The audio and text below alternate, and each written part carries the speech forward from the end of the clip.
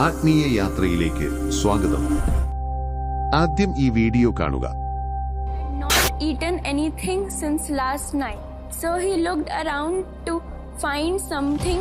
നിങ്ങൾക്കും ഇതുപോലെ കണ്ണുകൾ അടച്ച് പുസ്തകം വായിക്കാൻ കഴിയുമോ? അല്ലെങ്കിൽ കണ്ണുകൾ തുറന്ന് നിങ്ങൾ ചെയ്യുന്ന എല്ലാ ജോലികളും കണ്ണുകൾ അടച്ചു ചെയ്യാൻ നിങ്ങൾക്ക് കഴിയുമോ? ഒരു സാധാരണ മനുഷ്യന് സാധിക്കാത്ത പല കാര്യങ്ങളും നിങ്ങൾക്ക് ചെയ്യാൻ കഴിയും. ഇന്ന് ഞാൻ അത്തരമൊരു മെഡിറ്റേഷൻ ടെക്നിക്കിനെ കുറിച്ചാണ് പറയാൻ പോകുന്നത്. അതിന്റെ സഹായത്തോടെ നിങ്ങൾക്കിത് ചെയ്യാൻ കഴിയും. സുഹൃത്തുക്കളെ, നമ്മുടെ കണ്ണുകൾ നമ്മുടെ തലച്ചോറിന്റെ വാതിലുകളാണ്. നമ്മുടെ മനസ്സും ചിന്തകളും നമ്മുടെ കണ്ണുകളുടെ ചലനത്തിനനുസരിച്ചാണ് നീങ്ങുന്നത്.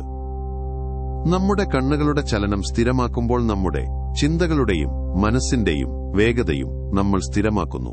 നിങ്ങൾ കണ്ണുകളടച്ച് മെഡിറ്റേഷൻ ചെയ്യുമ്പോഴും നിങ്ങളുടെ കണ്ണുകളുടെ ചലനം നടന്നുകൊണ്ടിരിക്കും. നിങ്ങളുടെ കണ്ണുകളുടെ ചലനത്തെ നിയന്ത്രിക്കാൻ കഴിയുന്നതുവരെ നിങ്ങൾക്കൊന്നിനും കൃത്യമായി ഫോക്കസ് ചെയ്യാൻ കഴിയില്ല. ഇതിനെ നിയന്ത്രിക്കാൻ ത്രാടക് എന്ന് വിളിക്കപ്പെടുന്ന വളരെ ശക്തമായ ഒരു മെഡിറ്റേഷൻ ടെക്നിക്കുണ്ട്.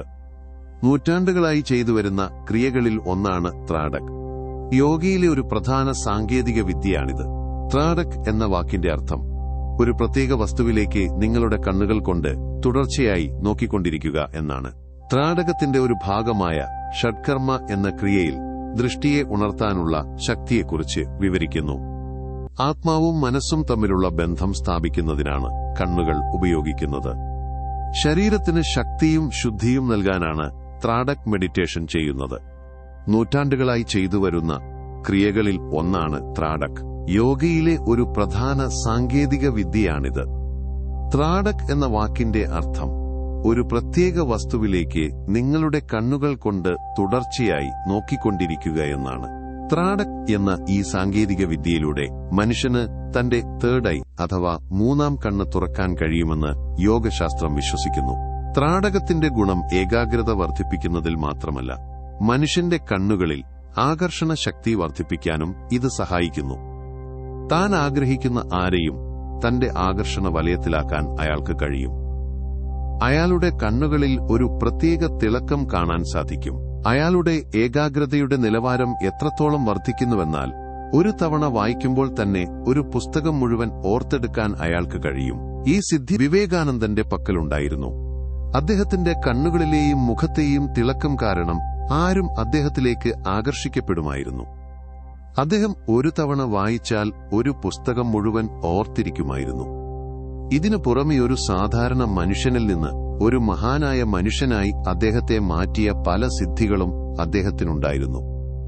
നിങ്ങളൊരു വിദ്യാർത്ഥിയാണെങ്കിൽ ഈ സാങ്കേതിക വിദ്യ നിങ്ങൾക്ക് വളരെ പ്രയോജനപ്പെടും. ഇനി നമുക്ക് എങ്ങനെ ഈ ത്രാടക ക്രിയ ചെയ്യാമെന്ന് നോക്കാം. ഇത് ചെയ്യാൻ ഏറ്റവും അനുയോജ്യമായ സമയം അതിരാവിലെ 3 മണിക്കും 6 മണിക്കുമിടയിലോ അല്ലെങ്കിൽ രാത്രി ഉറങ്ങുന്നതിന് 1 മണിക്കൂർ മുമ്പോ ആണ്. മുൻപ് ചെയ്ത വീഡിയോയിൽ പറഞ്ഞതുപോലെ ത്രാടകം ചെയ്തു തുടങ്ങുക. വ്യക്തമായി മനസ്സിലാവാത്തവർ പ്ലേലിസ്റ്റ് പോയി വീഡിയോ കാണുക. തെറ്റുകൾ ചെയ്യരുത്. എല്ലാ കാര്യങ്ങളും വ്യക്തമായി മനസ്സിലാക്കിയതിനു ശേഷം മാത്രമേ ത്രാടകം ചെയ്തു തുടങ്ങാവൂ. കാരണം ചെറിയ അബദ്ധങ്ങൾ പോലും വലിയ നഷ്ടങ്ങളുണ്ടാക്കാൻ സാധ്യതയുള്ള സാധനയാണ്.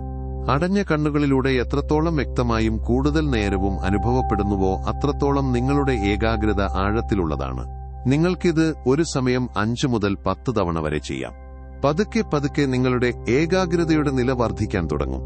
അടഞ്ഞ കണ്ണുകളിലൂടെ എല്ലാം തുറന്ന കണ്ണുകളിലൂടെ കാണുന്നതുപോലെ കാണാൻ ശ്രമിക്കുക.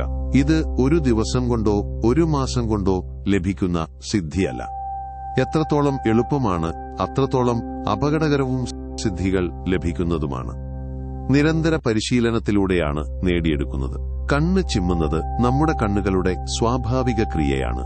കണ്ണ് ചിമ്മാതെ നോക്കുന്നത് പ്രകൃതി വിരുദ്ധമാണതിനാൽ ത്രാടക സാധനയുടെ തുടക്കത്തിൽ ബുദ്ധിമുട്ടുകൾ ഉണ്ടാകുന്നത് സ്വാഭാവികമാണ്. കണ്ണുകൾ വേദനിക്കാൻ തുടങ്ങും, വെള്ളം വരും. അത്തരം സാഹചര്യങ്ങളിൽ കുറച്ചുനേരം കണ്ണുകൾ അടച്ച ശേഷം വീണ്ടും സാധന തുടങ്ങണം.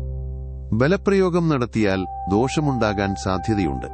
നിങ്ങളുടെ ഇന്ദ്രിയങ്ങളെ പതുക്കെയും സ്നേഹത്തോടും കൂടി വേണം വശത്താക്കാൻ. ഒരിക്കൽ നിങ്ങളുടെ ഉപബോധ മനസ്സുണർന്നാൽ പിന്നീട് നിങ്ങളുടെ എല്ലാ ആഗ്രഹങ്ങളും നിങ്ങൾക്ക് നിറവേറ്റാം. നിങ്ങൾ ആഗ്രഹിക്കുന്നത് നിങ്ങൾക്ക് ലഭിക്കും. പക്ഷേ നിങ്ങളുടെ ചിന്തകളിൽ പൂർണ്ണ നിയന്ത്രണം നേടുമ്പോൾ മാത്രമേ ഇത് സാധ്യമാകൂ. ചിന്തകളിലെ പൂർണ്ണ നിയന്ത്രണം ത്രാടകത്തിന്റെ സഹായത്തോടെ മാത്രമേ നമുക്ക് നേടാൻ കഴിയൂ. ഈ വീഡിയോ നിങ്ങൾക്ക് ഇഷ്ടപ്പെട്ടുവെന്ന് ഞാൻ കരുതുന്നു. നിങ്ങൾ ബാക്കി വീഡിയോ തീർച്ചയായും കാണുക. സംശയങ്ങൾ ചോദിക്കാവുന്നതാണ്. വീഡിയോ ലൈക്ക് ചെയ്യാനും ഷെയർ ചെയ്യാനും മറക്കരുത്. ഇതുപോലുള്ള കൂടുതൽ വീഡിയോകൾ കാണാനും ആത്മീയ യാത്രയിൽ കൂടെ വരാനും താൽപ്പര്യമുള്ളവർ മാത്രം ഞങ്ങളുടെ ചാനൽ സബ്സ്ക്രൈബ് ചെയ്യുക. അടുത്ത വീഡിയോയിൽ കാണാം.